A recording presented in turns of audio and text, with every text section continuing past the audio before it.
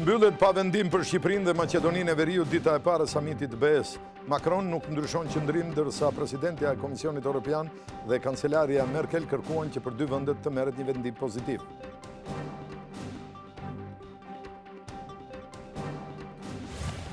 Sinjale nga majoranca dhe opozita për një konsensus të mundshëm për reformën zgjedhore. Partia Demokratike thotë se ekspertë e saj po punojnë për një zgjidhje me anë të një dokumenti që adreson shqetësimet e Odirit.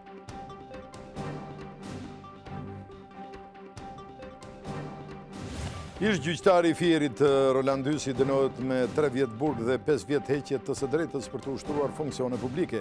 Ai u filmua duke i kërkuar favore seksuale një klienteje dhe u denoncua në emisionin Stop në televizionin Klan.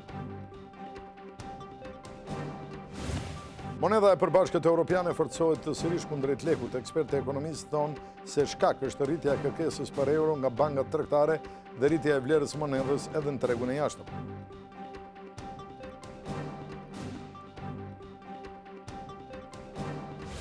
Turqia dhe Shtetet e Bashkuara kanë rënë dakord për një armëpushim 5 ditor në Siri, me kushtin që gjatë kësaj kohe forcat kurde të tërhiqen nga kordoni i sigurisë në verilindje të vendit. Trump falenderon presidentin turk.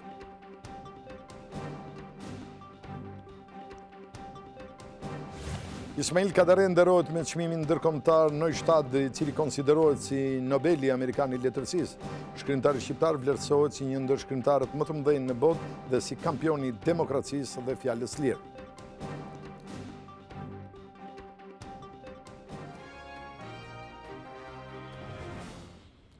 Zonja dhe zotrimi mbrëma dhe mirëseardhët këtu në televizionin Klan. Ky është edhe edicioni i fundit i Lajmeve, ku si çdo mbrëmje do të bëjmë një përmbledhje të ngjarjeve më kryesore të ditës së sotme. Padyshim do të nisim me ditën e parë të samitit të liderëve të Bashkimit Evropian të mbledhur në Bruksel, ku një ndër temat ishte dhe çelja ose jo e negociatave të Shqipërisë dhe Maqedonisë Veriut. Ajo që ka rënë në sy gjithë ditën sot është këmbgulja dhe joja franceze për shkak të planeve që ka presidenti Macron lidhur me zgjerimin, por për gjithçka dhe për hollësitë më tejshme, unë do të kem një lidhje tani me gazetaren tonë në Bruksel, Erisa Zykaj. Erisa, mirëmbrëma. Mirëmbrëma, përshëndetje. Erisa, përse nuk u morë sot të një vendim megjithse dihet tashmë këmbgulja e fortë franceze për një jo për çeljen e negociatave për dy vendet? Kompromisi është i pamundur pasi burime qeveritare franceze kanë konfirmuar për televizionin Klan se presidenti francez Emmanuel Macron nuk ndryshon qëndrimin e tij lidhur me hapjen e negociatave për Maqedoninë e Veriut dhe për Shqipërinë. Dy janë parimet kryesore ku mbështetet qëndrimi francez. I pari ke të bëjë me ndryshimin e strategjisë së zgjerimit dhe konkretisht ndryshimin e negociatave të antarësimit, ndërkohë që kriteri dytë ka të bëjë me performancën e vendeve. Franca konsideron se Shqipëria duhet përmbushi 2 kushte para se të hapi negociatat e antarësimit që kanë të bëjnë me zbatimin e reformës së drejtësisë, pra gjykata kushtetuese dhe e lartë duhet të jenë funksionale, gjithashtu dhe duhet të aprovohet reforma zgjedhore sipas standardeve të propozuara nga OSBE-ja dhe ODIHR-i. Pastaj kemi një qëndrim të Hollandës, i cili nuk ka ndryshuar. Kryeministri holandez ka deklaruar sërish që për Hollandën Shqipëria nuk është gati për hapjen e negociatave të antarësimit. Kryeministri mbështet kështu plotësisht mocionin që ka aprovuar Parlamenti i Hollandës në qershor të këtij viti dhe gjithashtu edhe pozicionin e qeverisë së tij, e cila ka qenë kundërshtuese deri në fund për këtë. Kemi vende të tjera skeptike, si Danimarka, e cila ka bërë të qartë gjithashtu se konsideron se Shqipëria nuk është gati për hapjen e negociatave të antarësimit, por edhe Spanja, që aktualisht është prekur nga problemet të krimit të grupeve kriminale të lidhur me trafikun e drogës në vend. Erisa, me që jeni në vend, cilat janë pra skenaret e mundshme për vendimet zyrtare që do të publikohen nesër? Nuk ka asnjë lloj skenari, sepse duke mos pasur kompromis, duke patur një bllokim të qartë nga Franca dhe nga Holanda, atëherë nuk do të ketë konkluzione finale nga presidenca e samitit evropian. Kështu që nuk vetvërtet dosja pritet që të shtyhet, mund të pritet një konkluzion inkurajues, duke thënë që ne mbështesin perspektivën europiane të vendeve të Ballkanit, si Shqipëria, Maqedonia, vendet e tjera e mbështesin procesin e zgjerimit, por në fakt, sipas presidencës finlandeze, nëse nuk ka marrëveshje, nuk do të ketë konkluzione në përfundim të vitit. Erisa Zyka, unë të falenderoj për raportimin nga Brukseli. Zonja dhe zotrinj, ishim në lidhje të drejt për drejt me gazetaren tonë në Bruksel, Erisa Zyka, e cila bëri dhe një përmbledhje të asaj që ndodhi sot dhe asaj që pritet të ndodhi nesër, pasi sikur se dihet për gjatë gjithë ditës është konfirmuar një jo konsistente e Francës. Ndërkohë, presidentja e Komisionit Evropian Ursula von der Leyen kërkoi sot që Shqipërisë dhe Maqedonisë së Veriut të shpërblehen pra këto dy vende me një vendim pozitiv në favor të çeljes së negociatave për dy vende, të shprehur dhe presidenti i ri i Parlamentit Evropian David Sassoli. Presidentja e Komisionit Evropian gjatë punimeve të samitit të liderëve të Bashkimit Evropian u kërkoi atyre që të mbajnë premtimin për çeljen e negociatave pasi Shqipëria dhe Maqedonia e Veriut, siç tha ajo, i kanë përmbushur kushtet, ndërsa Bashkimi Evropian duhet të realizojë detyrat e tij. Megjithatë, Ursula von der Leyen u shpreh skeptike për një vendim pozitiv të Këshillit Evropian. Për fat të keq, shenjat nuk janë pozitive që të merret një vendim. Unë për vete jam fort e bindur që të dyja vendet kanë bërë përpjekje të mëdha që t'i afrojnë standardit evropian. Ndaj dhe unë mbështes shumë dhënien e një sinjali pozitiv. Në favor të çeljes së negociatave me Shqipërinë dhe Maqedoninë e Veriut është shprehur në ditën e parë të samitit të Këshillit Evropian presidenti i ri i Parlamentit David Sassoli. Janë dy vende që kanë kërkuar antarësimin. Pozicioni i Parlamentit është që t'i hapë rrugë atyre. Mbështes idenë e një bashkimi evropian që kërkon sakrifica e ndryshime. Këto sakrifica e ndryshime pranohen dhe duhet të respektojnë fjalën e dhënë.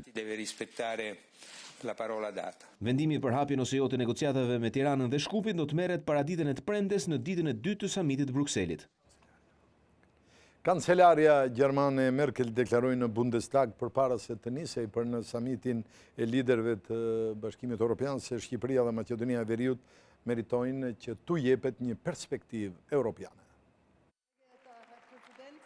Nga Bundestagu, kancelarja gjermane Angela Merkel i dërgoi një tjetër mesazh Brukselit përpara se të nisej për takimin e liderëve të Unionit. Bashkimi Evropian duhet të mbajë premtimin me vendet e Ballkanit Perëndimor për t'i integruar. Përkundër qëndrimit të Francës, që e sheh ende Ballkanin larg zgjerimit, Merkel tha se integrimi është edhe në interes të vetë Europës së Bashkuar.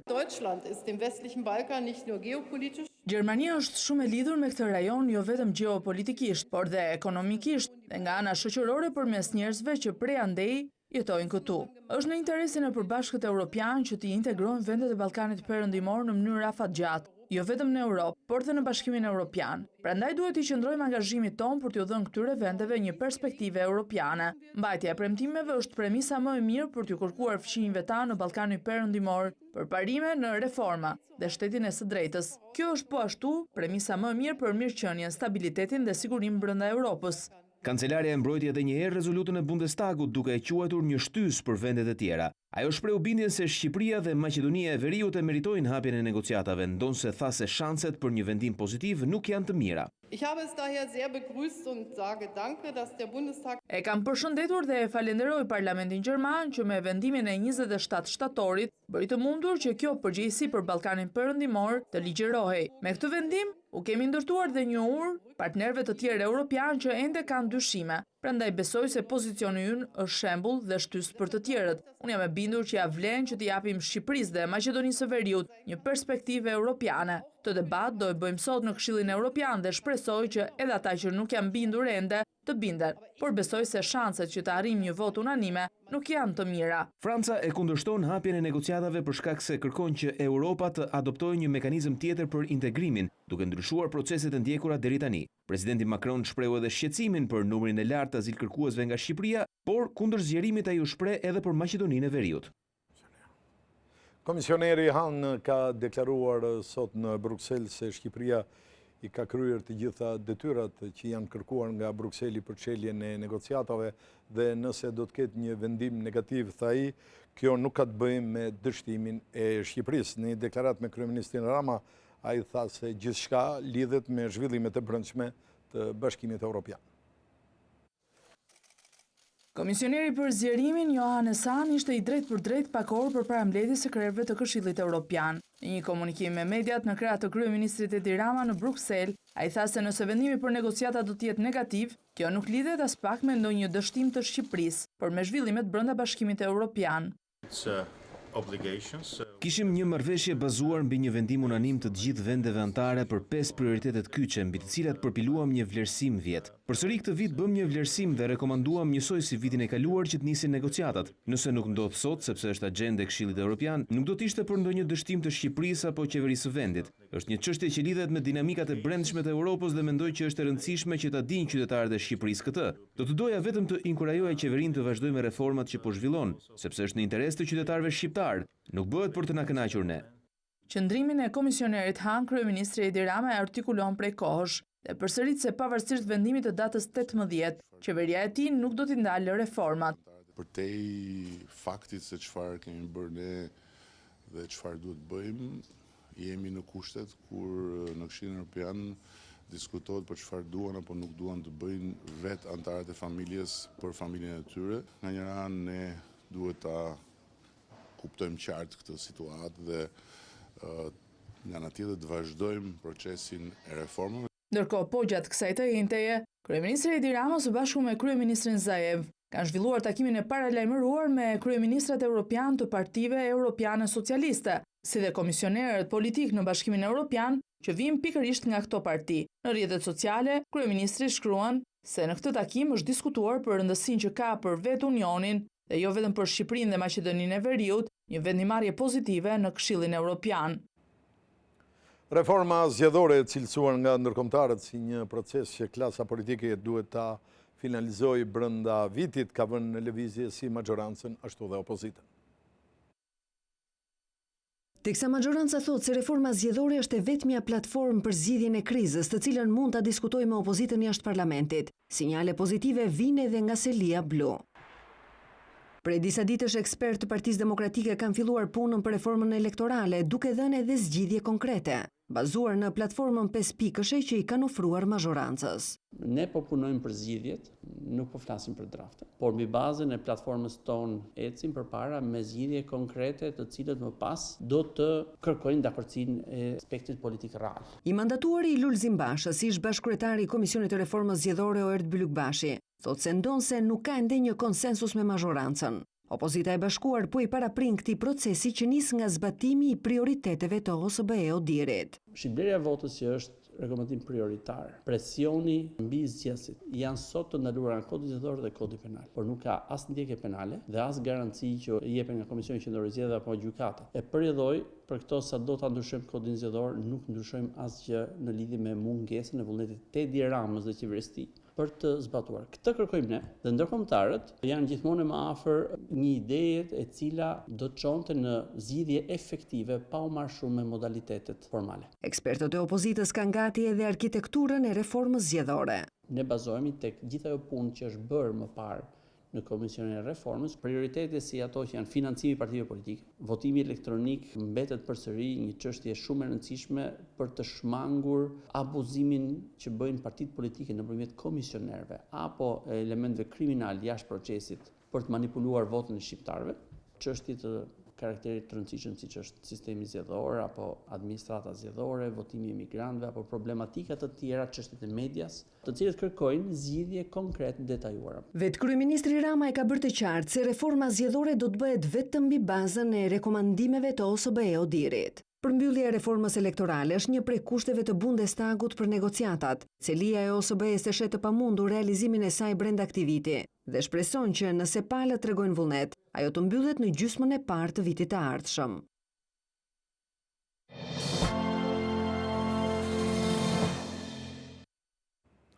Gjykata e Kavajës ka vendosur masën e sigurisë detyrim paraqitje për Marsida Qatjan, në balencën e cilës u vra Dritan Hoxholli dhe u plagos shefi i policisë së burgut të Durrësit Bledar Toçi. Qatja do të hetohet për përshtatjen e mjediseve për konsum droge. Për këtë ngjarje është arrestuar Bledar Toçi, që akuzohet për vrasjen e Hoxhollit dhe shpërndarje të lëndëve narkotike. Në pranga është vënë dhe vllai i tij Bernard Toçi, që akuzohet për trafik droge. Gjykata e apelit të krimeve të rënda ka dënuar përfundimisht sot me 10 vite burg Klement Balilin. Pas një procesi që zjati vetëm 9 muaj, Klement Balili është dënuar përfundimisht me 10 vite heqelirie. Vendimin e formës së prerë dha këtë të njëjtë gjykata e apelit të krimeve të rënda që la në fuqi dënimin me 10 vite burg për të. Balili u dënua fillimisht nga gjykata e shkallës së parë me 15 vite burg, por për shkak të gjykimit të shkurtuar, dënimi u ul në 10 vite heqelirie. Përmes avokatit të tij mbrojtës, Balili kërkoi pafajësi në gjykatën e apelit. I cilësuar nga mediat greke si Escobar i Ballkanit, ai akuzohet për trafik ndërkombëtar droge, grup të strukturuar kriminal dhe pastrim parash. 47 vjeçari u dorëzua në polici pas gati 3 vitesh arratin në 15 janar të këtij viti. Në gjykatën e krimeve të rënda, Balili dhe familjarët e tij po përballen edhe me një tjetër proces, atë të konfiskimit të pasurisë. Prokuroria ka kërkuar që disa pasuri të familjarëve të Klement Balilit të kalojnë në favor të shtetit, pasi nuk justifikohen dhe janë produkti i aktivitetit kriminal të 47 vjeçarit. Ndër pasuritë që kërkohet konfiskimi është edhe kompleksi turistik Santa Quaranta në Bregdetin e Sarandës, 27.000 metra katror tokë dhe 23 apartamente. Ish gjyqtari i Fierit Orlandysi dënohet me 3 vjet burg dhe 5 vjet heqje të së drejtës për të ushtruar funksione publike. Gjyqtari i Fierit Roland Hysi që akuzohet për korrupsion është dënuar me 4 vite e 6 muaj burg, por për shkak se procesi është zhvilluar me gjykim të shkurtuar, ai përfitoi ulje duke u dënuar me 3 vjet heqelirie. Gjykata e krimeve të rënda vendosi gjithashtu që Hysi t'i hiqet e drejta që të ushtrojë funksione publike për 5 vite. Ai është shetuar nën masën e arrestit me burg për janarit të këtij viti, pas publikimit të një video përgjimi në emisionin Stop, ku shfaqej duke i kërkuar rishfet dhe favore seksuale një gruaje të cilës në këmbim do t'i jepte kujdesarinë fëmijës. Në seancën e së njëjtës, 50 vjeçari Hysi nuk ishte i pranishëm, por përmes avokatit të tij mbrojtës pritet të apelojë vendimin. Gjyqtari i Fierit u arrestua së bashku me psikologën e gjykatës së Fierit Elona Meçani. Kjo e fundit kishte rolin e sekseres ku shfaqej në filmime duke marrë 500 euro për të ndikuar që procesi i saj të mos varritej. Meçani është hetuar nën masën e arrestit shtëpiak, ndërsa dosja e saj nga krimet e rënda është transferuar në gjykatën e Fierit.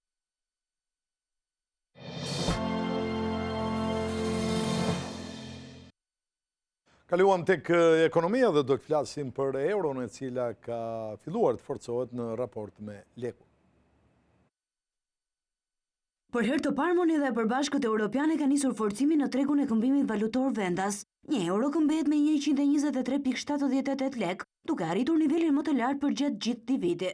Ekspertët e ekonomistë thonë se janë disa faktorë që kanë forcuar euron, si nga tregu i jashtëm edhe ai i brendshëm. Profesori i ekonomisë Ardian Civici sqaron se në tregun ndërkombëtar euro ka më shumë se një javë që po fiton pikë kundrejt dollarit, ndërsa në kursin e brendshëm, efekti i sezonit të verës ku kishte një kërkesë të rritur për lekun është duke mbaruar. Tendenca disa vjeçare që shfaq euro mas mbarimit të sezonit turistik.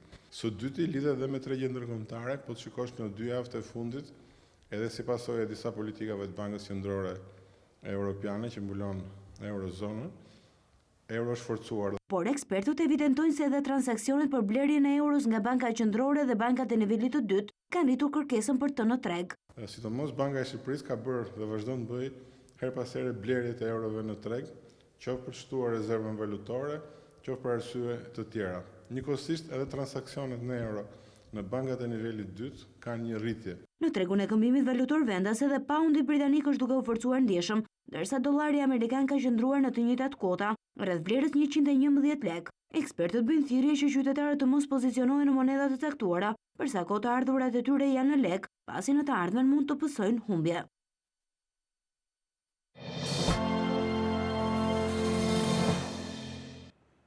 Zhvendosemi në Kosovë, ku Komisioni Qendror i Zgjedhjeve atje ka vendosur të hapë përsëri kutitë e votimit. Hollësit në i bie Blerta Dalloshi Berisha. Ndonë se janë bërë 10 ditë që kur u mbajtën zgjedhjet parlamentare në Kosovë, ende nuk dihet se kur do të dalin rezultatet përfundimtare të tyre. Pas përfundimit të rinumërimit të 313 vendvotimeve, Komisioni Qendror i Zgjedhjeve ka vendosur sot që të rinumërohen edhe 530 vendvotime të tjera me kërkesë të zyrtarëve të qendrës së numërimit dhe rezultateve. Kemi një numër të madh të vendvotimeve të cilët nuk mund të procesuar në rregull. Kryetarja e KQZ-s Valdete Daka i ka bërë thirrje prokurorisë dhe policisë të jenë prezent gjatë këtij rinumërimi, ndërsa ka përfunduar numërimi i votave me post.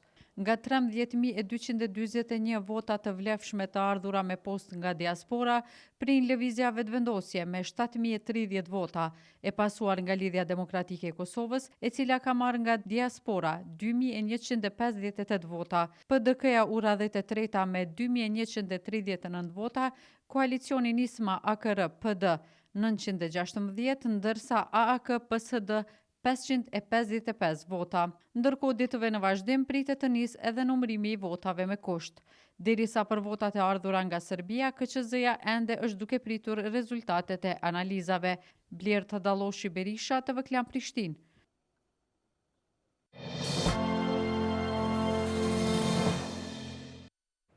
Turqia dhe Shtetet e Bashkuara të Amerikës kanë rënë dakord për një armëpushim 5 ditor në Siri me kushtin që gjatë kësaj kohe forcat kurde të tërhiqen nga kordoni i sigurisë në verilindje të vendit. Presidenti turk Erdogan e mori këtë vendim pas 4 orë bisedimesh me zëvendës presidentin amerikan Mike Pence, i cili vizitoi këtë të njëjtë Ankaran. I pari që reagoi ishte presidenti amerikan Trump, i cili i quajti lajme të mrekullueshme ato të ardhura nga Turqia, duke shtuar se miliona jetë do të shpëtojnë duke falenderuar presidentin Erdogan. Me herët kreu i Shtëpisë së Bardhë i dërgoi një letër të pazakontë presidentit turk, ku i kërkonte të mos bënte të fortin dhe të mos bëj budalla, por të ndalte sulmet. Londra dhe Brukseli arritën një marrëveshje të re për Brexit.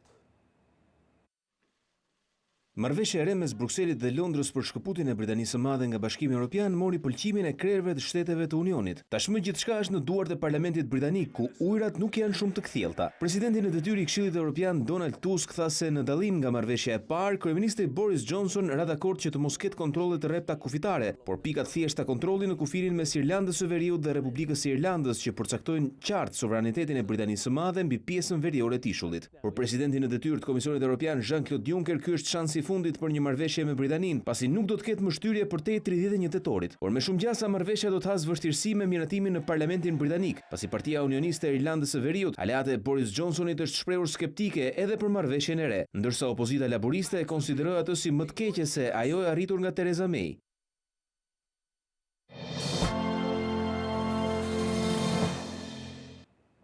Ismail Kaderej është shpallur fituesi i çmimit ndërkombëtar Neustadt për letërsinë, i njohur ndryshe si Nobeli Amerikan. Një nga shkrimtarët më të mëdhenj në botë dhe një kampion i demokracisë dhe fjalës së lirë. Kështu është cilësuar Ismail Kaderej teksa u nderua me çmimin ndërkombëtar të letërsisë Neustadt, ose i njohur ndryshe si Nobeli Amerikan. Lajmi u bë i ditur nga revista Literatura Botërore Sot e Universitetit të Oklahoma të letërsisë dhe kulturës ndërkombëtare, mbrëmjen e së mërkurës. Fituesi shumë çmimeve ndërkombëtare, i konsideruar nga shumë si më i madh i shkrimtarëve bashkëkohor evropian dhe i cituar disa herë si pretendent për çmimin Nobel në letërsi, Ismail Kaderej është laureati 26 i këtij çmimi ndërkombëtar. Neustadt ka një vlerë prej $50.000 dhe jepet çdo 2 vjet një poeti, romancieri apo edhe dramaturgu. Ai daton që nga viti 1970 dhe në të kaluarën është fituar nga emra të njohur të letërsisë, si Giuseppe Ungaretti, Gabriel Garcia Marquez, Octavio Paz e tjerë. Një muaj më parë Kaderej u shpall fituesi i çmimit ndërkombëtar Pakyongi, që jepet nga Koreja e Jugut.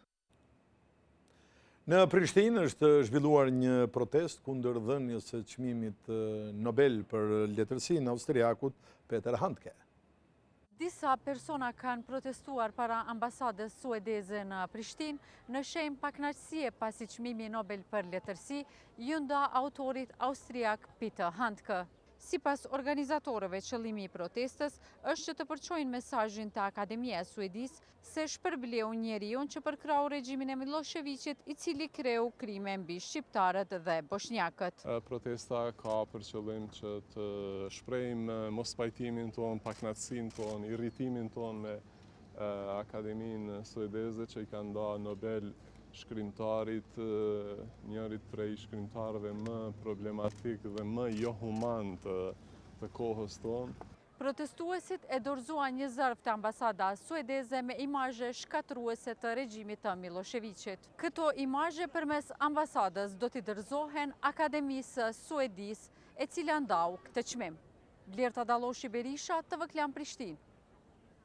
Këtu përfunduam të edicion Lajmesh, zonja dhe zotrinj ju falenderit për vëmendjen. Natë e mirë.